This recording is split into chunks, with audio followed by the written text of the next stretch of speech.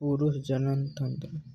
पुरुष जनन तंत्र शरीर के श्रोणि क्षेत्र पेल्विस रीजन में अवस्थित होता है। इसके अंतर्गत एक जोड़ा वृषण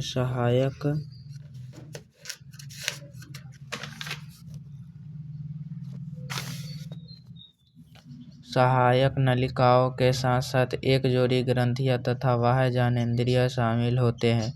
शरीर में वृषण उदर गुहा के बाहर एक थैली धानी में स्थित होता है, जिसे वृषणकोश स्क्रोटम कहते हैं। वृषणकोश वृषणों के तापमान को शरीर के तापमान से 2 से 2.5 डिग्री सेल्सियस सेंटीग्रेड कम रखने में सहायक होता है, जो शुक्राणु जनन के लिए आवश्यक है।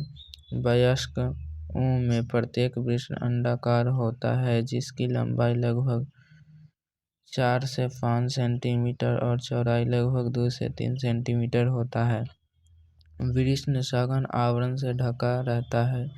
प्रत्येक वृषण में लगभग 250 कक्ष होता है, जिन्हें वृषण फालिका टेस्टिकुलर लोब्यूल्स कहते हैं। प्रत्येक वृषण फालिका के अंदर 1 से लेकर 3 अतिकुंडलित शुक्र जनन नलिकाओं सेमिनिफेरस ट्यूब्यूल्स होते हैं, जिनमें शुक्राणु पैदा किए जाते हैं। प्रत्येक शुक्र जनन नलिका के भीतरी भाग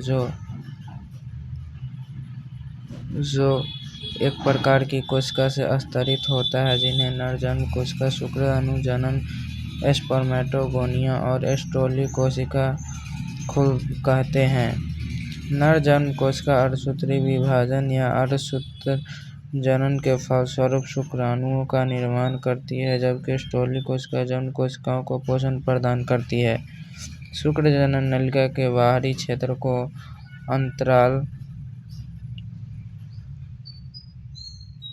अंतराल अवकाश कहा जाता है। इनमें छोटी छोटी रुधिर वाहिकाएं होती है। लीडिंग कोशिकाएं पुंजन नामक हार्मोन संश्लेषित व स्रावित करती है। यहाँ पर कुछ अन्य कोशिकाएं भी होती है जो प्रतिरक्षण का कार्य करने में सक्षम होती है।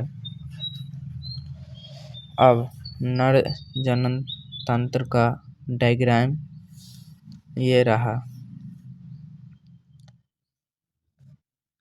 इसे कहते हैं मूत्राशय, जहाँ मूत्र जमा रहता है। जब यही थैला भर जाता है तो मनुष्य का पेशाब करने का अनुभव होता है। ये वृषण है जो एक वृषण कोश में उदर गुहा के अंदर आवरण से ढका हुआ है। ये वृषण है, इसे वृषण कोश कहते हैं। ये एक नली द्वारा यहाँ पर आता है और यहाँ खुलता है।